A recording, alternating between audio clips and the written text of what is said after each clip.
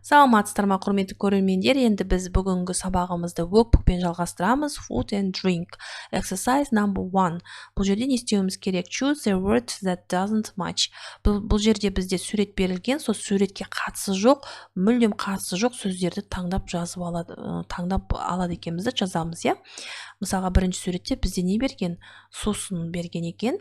Оны біз қатысы жоқ, мысалы fit to drink, салқындатылған сусындар, және juice, оған яғни ұқсап тұр, суретіне жазған сөзі. Бізде кәмпиттер, яғни конфеталар, sweets қатысы жоқ, сондықтан артық сөзді біз sweets деп алдық. Ары қарай екінші суретімізде бізде көкөністер берілген, сондықтан бізде қатысы жоқ, бізде fish, балық, және салат. Енді салат жасалынбаған, негізі салат жасауға болады, бірақ салатты да қосып алсақ та болады. Бұл жерде тек қана vegetables, көкөністер болады. Яғни fish, салат. Үшінші, бұл жерде қатысы жоқ сөзіміз бізде cheese болады. Бұл сыр емес, бізде бұл чипсы және crisps. Оны жазсақ болады. Жалпы негізі cheese, сыр. Ары қарай суретте бізде төртте артық сөзіміз бургерге ұқсап тұрған жоқ. Бұл жерде күріштің суреті тұр, паста дегеніміз бұл жерде, яғни макаронның суреті тұр, паста дегеніміз макарон меңдеген. Сонда бұл жерде бізде артық сөзіміз бургер. Ары қарай 5-те ice cream, meat, fish. Бұл жердегі ice cream артық сөзіміз, себебі бұл жерде жануарлар және де судағы жануарларды көрсеткен. Сондықтан бұл жерде ice cream, балық. Ice cream, балмұздақ болып табылады артық сөзіміз. Okay, exercise number 2. Complete the lists with the words in the box. Бұл жердегі ішіндегі сөздерді алып, біз қай сөздердің қай жерге жататын, қай бағанға жататын жазуымыз керек.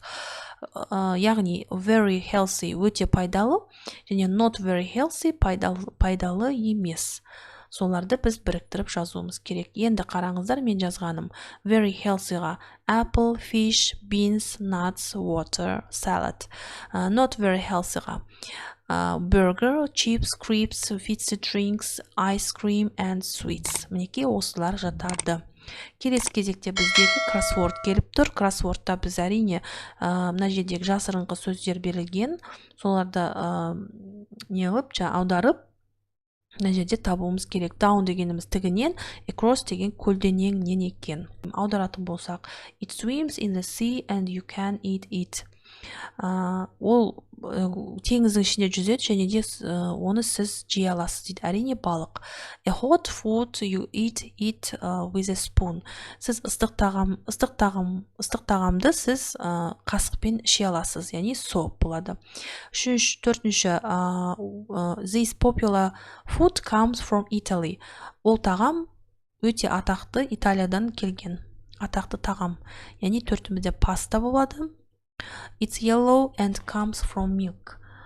Ол сары түсті, және де оны сүттен жасайды дейді. Әрине ол cheese болады.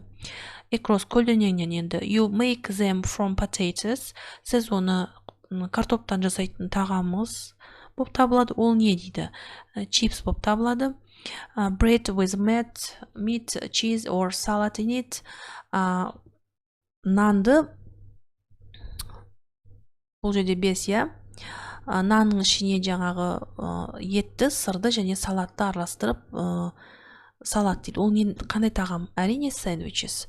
Ары қарай 7-де this is a very healthy drink. Ол өте пайдалы сусынның бірі болып табылады, яғни ол water, су болып табылады. It's cold and very popular in summer. Жазды күні ол өте атақты, несімен мұздатылғанымен атақты, және жейтін нәрсе ол не? Ice cream, балмұздақ. Мінекей жауабы осы болады. Next exercise number 4. Бұл жерде бізде choose the correct answer тест түрінде берген, соны таңдап жауабын жазамыз. Мен қысқаша айтып кетемін. Біріншісінде бізде C нұсқасы chips болады. Екіншімізде бізде D нұсқасы rice болады. Үшіншімізде B нұсқасы burgers. Төртіншімізде A нұсқасы cheese.